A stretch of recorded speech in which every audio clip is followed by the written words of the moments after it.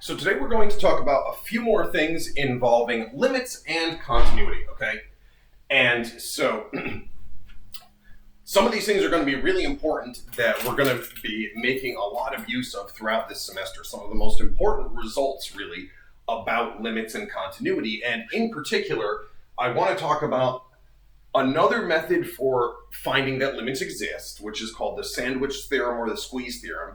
And then we're also going to be talking about, well, we've sort of covered this before, but I want to make precise this idea of what is called a removable discontinuity. So both of these things, the Squeeze Theorem and the removable discontinuities, these are going to be crucial to a lot of the things that we need to do in calculus, not just calculus 1, but also calculus 2. And really, a lot of stuff in mathematics comes down to these two kinds of results. So first of all, let's go back and think about limits again, right? We've seen some examples of calculating limits. We've seen some applications of limits in the form of continuity and talking about continuous functions. But I want to go back and make some observations about a few more properties of limits. Now,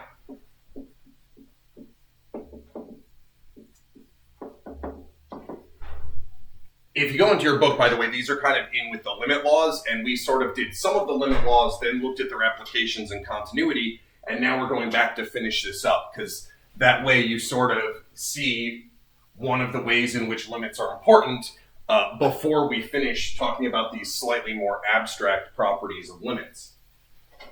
I'm not going to show you full proofs for all of these, but we will kind of talk about why they're true. Again, if this were a full analysis course, then in an analysis course, you get to see all of the cool little proofs of these types of things and work some of them out for yourself. But some of these we'll talk about why they're true, but some of them, well, we'll talk about why all of them are true, but I'm not necessarily going to show you the technical proofs. So the first observation that I want to make is if f of x is less than or equal to g of x on an interval from a to c, with b an element of a to c. So this little symbol here that looks a little bit like an epsilon, but not exactly like an epsilon, this is the element symbol, and it means that it just means b is a point inside this set.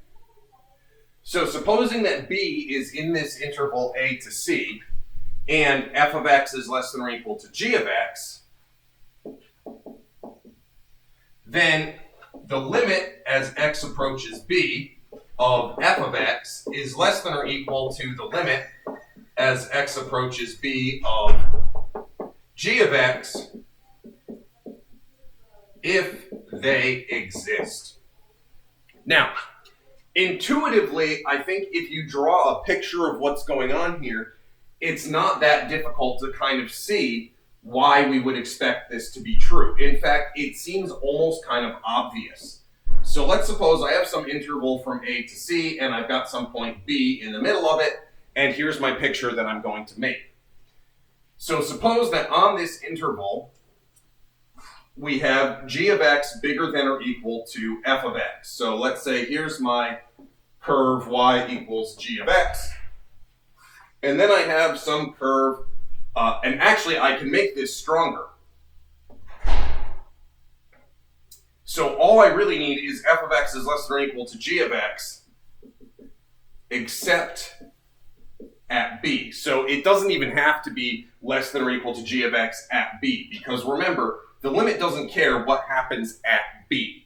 Anything could happen at b. They don't even need to be defined at b. So we can really strengthen this result a bit and say, actually, we don't even care what happens at this point b.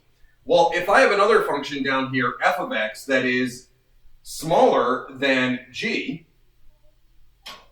again, except maybe at b. So here's like y equals f of x, and I don't know, maybe it does something weird at b. Maybe it even bounces up above g at that one particular point. But the crucial thing is, the limit here, if it exists, it cannot get above this curve. It can't be above this g of x curve. Because to get close to something bigger than g of x, well, to get closer to something bigger than the limit for g of x, maybe g doesn't even exist there either, but to get bigger than that limit, it would have to somehow pass the g of x curve. It would have to get above it. And therefore, it can't do that. Now, to prove this, technically, we have to go back to the epsilon delta definition.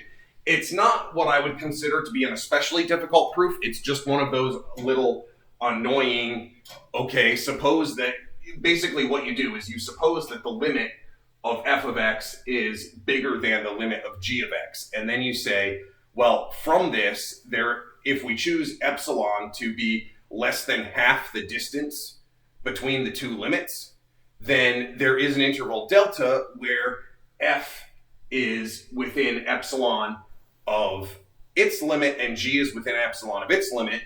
But what we do is we're essentially saying that the limit of f is up here, the limit of g is down here, and epsilon is small enough that this means f actually has to be bigger than g near that point. And therefore, if the limit of f is bigger than the limit of g, there has to be some interval near that point where f is actually bigger than g. Now, you might wonder if we can strengthen this still further. Could I get rid of these less than or equal and replace them with strict inequalities, strictly less than? Unfortunately, the answer is no. So even if I get rid of the strict inequality here, even if I know that f of x is strictly smaller than g of x, I cannot necessarily say that the limit is strictly less than. And the reason is because even though f is smaller, it could still kind of pop up and hit the same limit as g does, despite the fact that f is always smaller. So maybe in this case, g just keeps on going, but f comes down like this. Well, nonetheless, the limit of f is equal to the limit of g at this point b, because it kind of approaches this even though it never quite achieves it itself. So we cannot get rid of this less than or equal and make it strict, no matter what we do to the conditions up here. So this is a first observation that we can make, and this is a pretty useful one, because it kind of tells us something. See, a lot of times we might be dealing with a function that it's very difficult for us to compute the limit of that function itself, but maybe we can kind of say, well, we know that this function is bounded by another function. In other words, it's always less than or equal to this other function. Or it's always bigger than or equal, because notice this works both ways. It also tells me that the limit for g has to be bigger than or equal to the limit of f, if they exist. So it's not just one direction, it's actually both directions that this works. So if I can show that one function is bounded by another function, then that tells me a lot about their limits. However, there is a situation where we can go still further.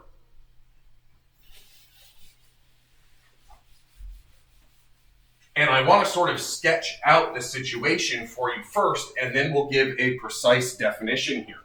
So supposing that I have some situation here, similar to what we just had. So we'll have some interval a up to c with a point b in the middle. And I want to suppose that on this interval, I've got three functions. I'm going to suppose that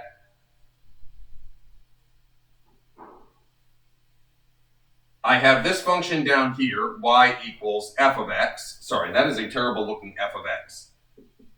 That's a little bit better. It's still pretty awful, but I'm telling you what it is. This is an f of x, so hopefully there won't be any confusion there. And then let's suppose that I have this other function, y equals h of x. And let's suppose that they have the same limit at b. So they are coming in here to the same point. Now, I don't know if they actually touch that point or not. I don't really care what happens at b. I just care about what happens near b. And then let's suppose that I have some other function g that is always in between f and h. Wow, that h is terrible too. I'm having a lot of trouble writing letters today, apparently.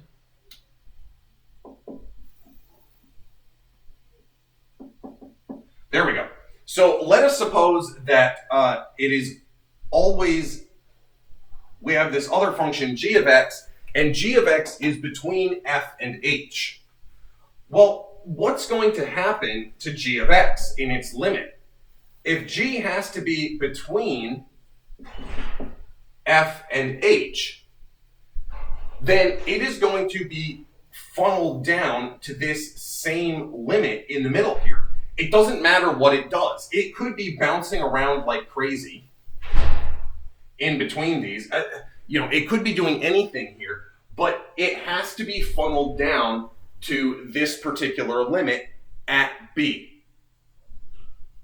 And again, I think if you draw this picture, it's sort of obvious what's going on. F and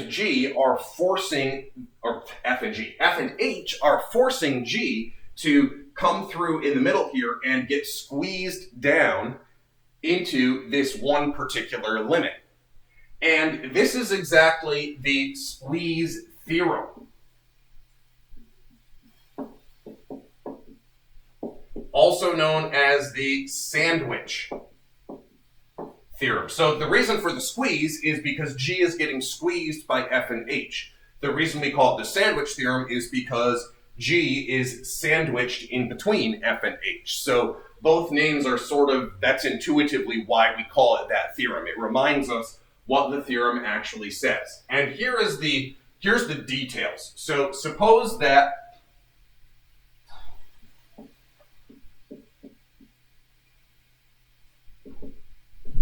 on the interval a to c, with b some point in the open interval a to c, we have f of x less than or equal to g of x less than or equal to h of x, except possibly at b. Again, we don't care what happens at b, so we just want to make sure that it is clear it does not matter what happens there. So except possibly at b.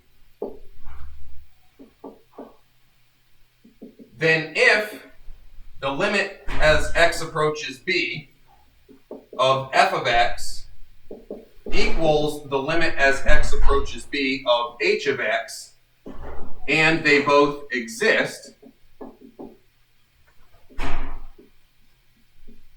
so does the limit as x approaches b of g of x. And it equals their limits.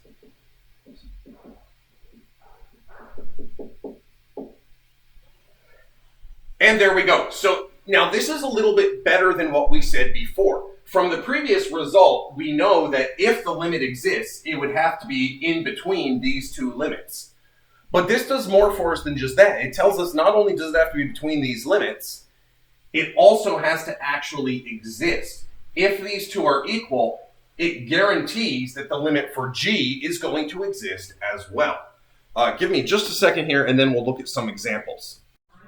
Okay, sorry about that. So, getting back into this, we have this sandwich theorem, and this is a really powerful result, because here's the thing. Many functions that we are working with may not be the kinds of things where we can just cancel some factors and see what happens, okay?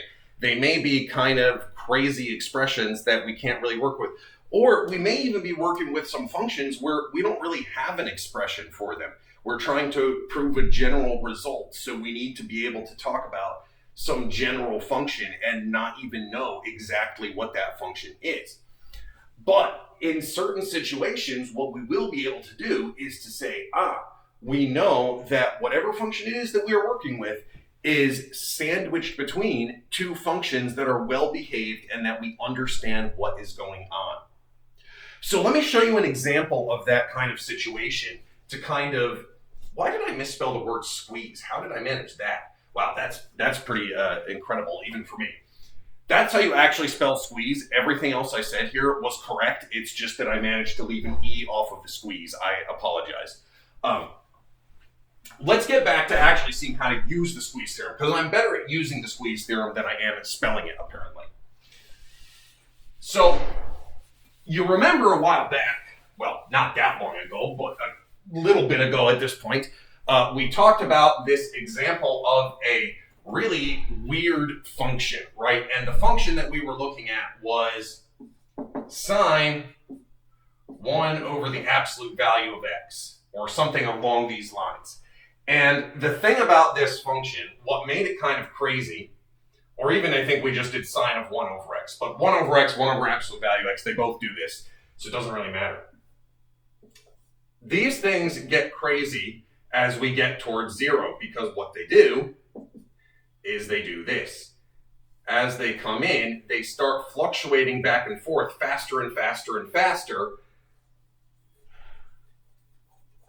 And in fact, they fluctuate back and forth an infinite number of times as you get in towards 0, and therefore the limit as x approaches 0, sine 1 over absolute value of x, does not exist. In fact, it's not just that it does not exist, it is completely undefined.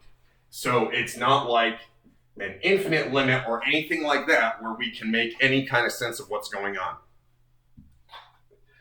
Actually, I take that slightly back. There is a caveat here where technically we can make sense of what's going on. What you can actually say is that everything from -1 to +1 is what is known as a limit point, because kind of you keep on hitting something close to every point between -1 and +1.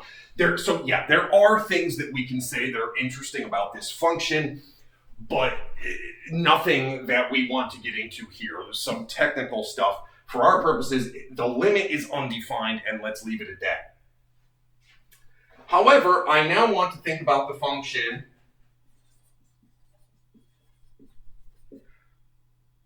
(1 over absolute value of x) sine 1 over absolute value of x.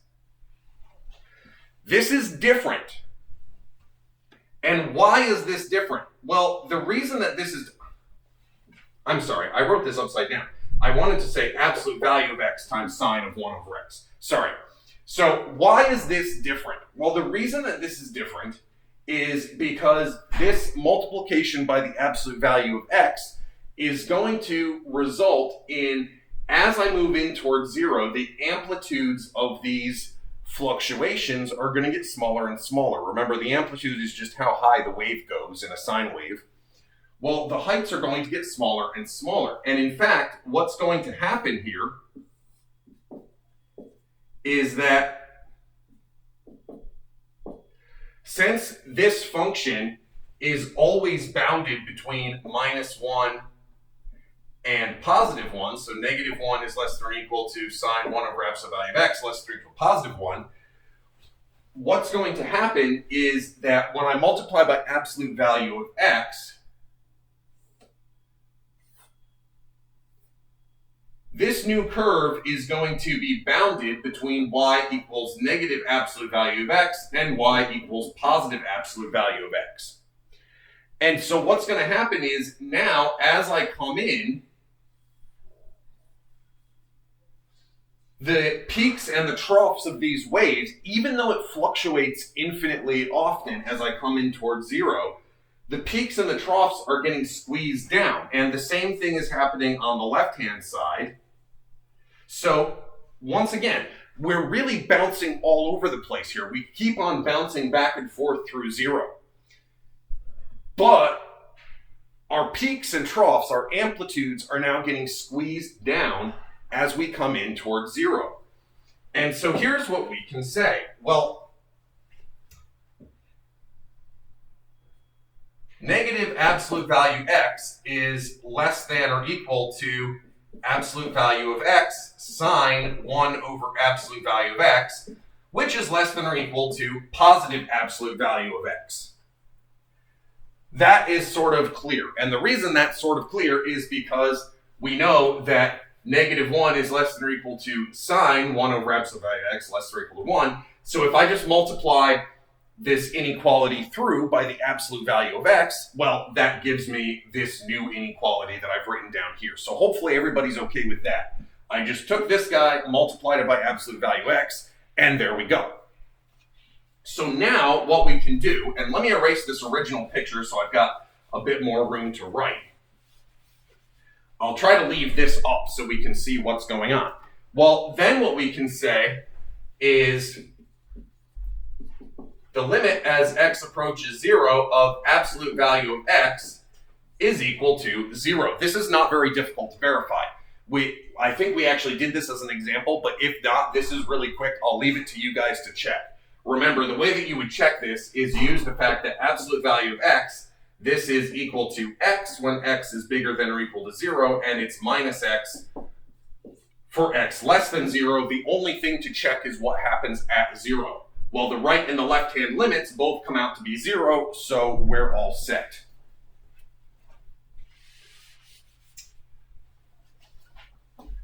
And we also know the limit as x approaches 0 of negative absolute value x is equal to 0 as well. That, again, once we know that this limit is 0, multiplying the function by a negative doesn't change the limit. Well, it multiplies the limit by a negative, but that's still just 0 in this case, so in this case it doesn't change it. But now I can use my sandwich theorem or my squeeze theorem. So what I can say is that by the squeeze theorem,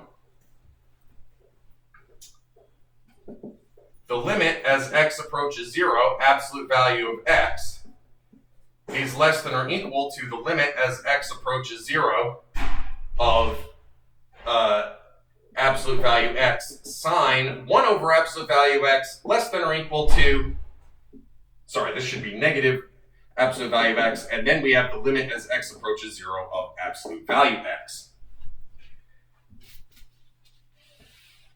So that means that this has to be 0 because this is 0 and this is 0, therefore the thing in the middle has to be 0 as well. And so what we've shown here using the squeeze theorem is exactly what you would kind of expect based upon looking at this graph. Because what you see with this graph is that my crazy fluctuating function here is getting funneled in towards 0 by these two curves here. So this is an example where you can kind of see where the squeeze theorem becomes useful. Here's another example, and I'm going to suggest that you guys take a minute to think through this one yourselves, and then we will briefly talk about what's going on with it. Suppose that instead of absolute value of x and sine 1 over absolute value of x, suppose that instead we wanted to find the limit as x approaches 0 of x squared times the cosine of 1 over x squared. And I want you to also compare to the limit as x approaches 0 of cosine 1 over x squared. So pause the video for a minute, think about this, and then we'll go through this and see what we get. Okay, so you probably noticed that the limit as x approaches 0, cosine 1 over x squared, this is undefined because this thing, just like sine, it's going to be bouncing around like mad. As 1 over x, as x goes towards 0, 1 over x squared goes towards infinity, and the cosine therefore fluctuates infinitely often. So we get another one of these infinite fluctuation kind of things. However, if I multiply by x squared out here, well, now I get something rather nice happening. Because what I can say is that minus 1 is less than or equal to cosine 1 over x squared, less than or equal to positive 1, except possibly at x equals 0. Because, of course, at x equals 0, this is undefined. But that's okay. And this was true with the sine example, too. When I wrote that, I implicitly meant in the equation, in this inequality. This inequality is true where it is defined. It's, of course, not applicable at 0 where the function doesn't exist. But if I multiply through here by x squared, this gives me x squared less than or equal to cosine 1 over x squared, negative x squared less than or equal to cosine x squared. Wow. Let me start that equation over because boy did I manage to say that in a weird way. Negative x squared is less than or equal to x squared cosine 1 over x squared. That is less than or equal to positive x squared. There we go. Finally, we've got this down. However, the limits of x squared and negative x squared, those both approach 0 as x approaches 0. Therefore, this guy in the middle, its limit has to be 0 as well. So just to write that down, the limit as x approaches 0 of negative x squared is equal to the limit as x approaches 0 of positive x squared. Both are equal to 0. So by the squeeze theorem, we get that this guy in the middle gets squeezed down to 0 too. Now, you can also play this trick. What if I didn't multiply by an x squared on the outside? Well, if I didn't multiply by an x squared on the outside, then we would have to use the fact that this squeeze theorem is also true for right and left-handed limits. So I didn't write it down explicitly for the right and left-handed limits, but it still holds true. If the squeeze can only be guaranteed on one side, then we can guarantee that that one-sided limit exists and obeys the same inequalities. Okay, so supposing now that I just multiplied this by x instead of by x squared. The problem here is that negative 1 is less than or equal to cosine 1 over x squared, less than or equal to positive 1. But now I cannot just multiply by x. See, if I just multiply by x, this actually turns into two inequalities. And the reason is because there's the case where multiplying by x is multiplication by a positive, and then there's the case where it's multiplication by a negative. So what we actually get is that negative x is less than or equal to cosine 1 to x cosine 1 over x squared less than or equal to positive x when x is bigger than 0. But then we get negative x is bigger than or equal to x cosine 1 over x squared bigger than or equal to x when x is less than 0. But here's the thing. I can now use this inequality when x is bigger than 0. I use this one to say, since the limit as x approaches 0 from the right of negative x is equal to the limit as x approaches 0 from the right of positive x equals 0, by the squeeze theorem, I get that the limit as x approaches 0 from the right of x cosine 1 over x squared is equal to 0 as well. I can do this from the right, because from the right, that is when x is bigger than 0. Okay, so I'm doing it for this one-sided limit here, and it gives me the one-sided limit of my function x cos 1 over x squared. Now, I can do exactly the same argument down here for the left-hand limit, and I get that the left-hand limit has to be equal to 0 as well. Because once again, like literally, I just take everything here and I erase this plus sign and swap it over to being negative, and I use this inequality down here. So by the squeeze theorem, the left-hand limit has to be 0 as well. But what happens if the left and the right-hand limits exist and agree? Well, that means that the original has to be equal to 0 too. So therefore, even if I just multiply this by an x, I can still use the squeeze theorem in order to show that this limit is 0. It's just that in this particular instance, it's a little bit more complicated because I have to be careful about right and left-hand limits. And that's just because this inequality gets messed up if you multiply by a negative. Well, not messed up, but it gets reversed if you multiply by a negative. And that makes things, why in the world am I still wearing this? It's because I stepped out of the room for a minute while I took a break. And then I forgot to take off my mask when I got back. I do this a lot, in case you haven't noticed. So, when you multiply by a negative, it flips your inequality, and therefore, technically, we have to deal with each inequality separately. There we go. So, that's another example of using this kind of thing.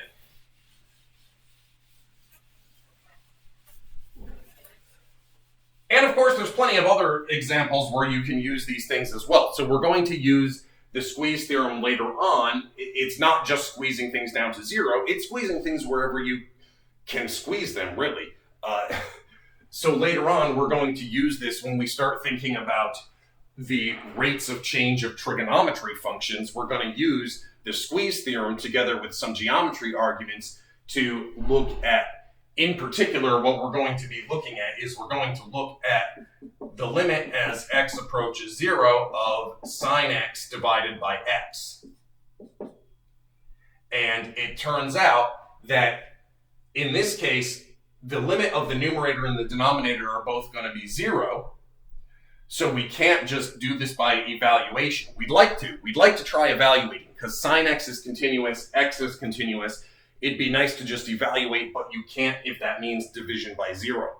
However, since it's 0 over 0, we get what's called an indeterminate form, where we don't know what the limit is. We can't guarantee the limit doesn't exist, but we can't say it exists. Well, it turns out you can do a clever sandwich argument, and we're going to end up showing that this actually comes out to 1 by a clever sandwich argument. So in the future, we're going to be using these kinds of sandwich arguments to great effect for us, because we're going to need, it turns out that this one fact has a lot of cool implications for the way in which trig functions change. And so we will be returning to using the sandwich theorem in the future extensively. For now, though, I want to go back and I want to think about continuity again. And I want to say a few words about what happens when a function is discontinuous at a point. So, if f is not continuous at x equals c, then f is discontinuous at c, and we can also say c is a discontinuity for f. So points where we do not have continuity, those are called discontinuities. But there's sort of two different ways in which I can fail to be continuous. Actually, there's many ways in which I can fail to be continuous. But here's kind of the important thing. You remember how in my previous lecture, one of the things that we talked about was we said, well, sometimes as you're going along, you can just kind of redefine the function at some point and make it continuous. So maybe here is my c, and here is my function, and maybe there's just like this gap here at c. In this case, what would be nice to do would be to say, all right, forget about this guy. Let's just redefine it to be inside of that point, and then it would be continuous. Now, you can't always do that, is the problem. So in some cases, you may not be able to fix the problem by just redefining the function at c. Why not? Well, one problem could be that you have an infinite limit. In that case, I cannot just make this continuous by redefining it at c. Another problem might be that on one side or the other, I have like this infinite fluctuation problem, and so in this case, there's no left-hand limit, and I cannot redefine this in a way to make it continuous. Another problem might be that the left-hand limit and the right-hand limit may well exist, but they may differ. So maybe the problem is that I have something like a jump. So if I have something like a jump, if I have something like one of those infinite fluctuations on one side or the other, if I have an infinite limit on one side or the other, in all of these cases, I cannot just fix the problem by redefining the function at a single point. Actually, there is a nice little criterion for when you can redefine the function at a single point and fix the function to make it continuous. Take a moment and think about what is common to all of the things that we said we can't do it. And then think about what can you say if I did have a thing where I can just redefine the function at this point. what can we say about the limit of this function? Can you think of anything? The answer is, in this example here on the right, where I can just redefine things to make this continuous, say, forget about that, we're just going to fill in the gap. The point is, there has to be such a gap. Well, what is that gap in terms of limits? What this means is that the limit here at C exists. So if the limit exists, then I can make the function continuous by just saying, let's define the function at C to be whatever its limit is going to be. If it doesn't exist, if the limit doesn't exist, then I can no longer do this.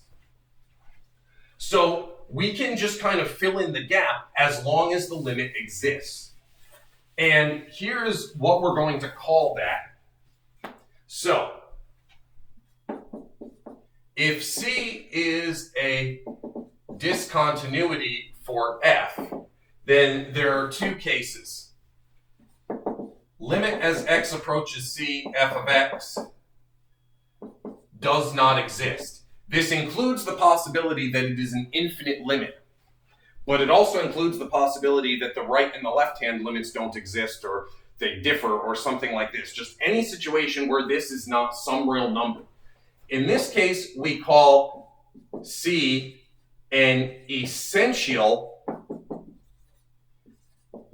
discontinuity. What do we mean by essential here? Well, in this context, what I mean by essential is that it's not the sort of thing that you can just get rid of in a trivial way. There's no simple fix to this discontinuity. If I wanted to try to modify this function to make it continuous, I would have to really mess with the function. However, if the limit as x approaches c of f of x equals L exists, in this case we say that c is a removable discontinuity for f. And the way that you remove the discontinuity is we just redefine this function f to a new function that agrees with f everywhere, except at c, we redefine it so that it's equal to whatever its limit is there. So what we do is we define this like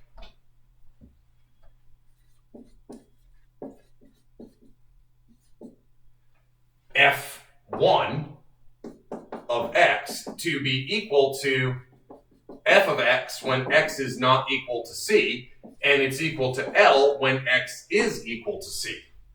Then f1 is continuous at c.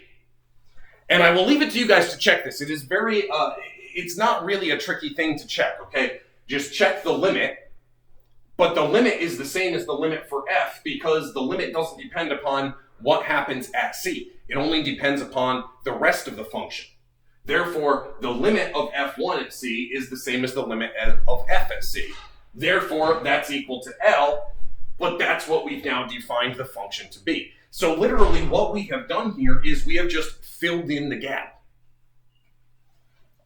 And in fact, this is the kind of thing that you've done before without maybe knowing it. Okay, you've done this before when we talk about rational functions. And in particular, when you do something like, the easiest way to explain this is to literally just draw an example. So let me just draw an example and I will show you how this is basically what you've done before. Suppose that f of x is equal to a rational function, like let's say that it's equal to x plus 3 times x minus 2 divided by x minus 2. Well, you've probably in the past replaced this with just x plus 3. It's equal to x plus 3 except at x equals positive 2. However, x plus 3 is actually just the original function f with that gap filled in. Because what you're going to get when you look at this function is at x plus 2, what you had before, or I'm sorry, at x plus 3, you just get this straight line, whereas in the original function, you get that straight line with a little gap in it. So actually, this is just the original function f, the original rational function, with this discontinuity removed. Now, another way of thinking about this is a discontinuity is removable if we can just redefine the function at one point and make it continuous. So essential discontinuities, not singularities, sorry, essential discontinuities are the ones where you can't get rid of them without modifying the function on an entire interval. You would have to find some open interval and modify the function on the interval in order to fix it. Removable discontinuities are the ones where we just have a single gap here and we can remove that gap by just filling in the function.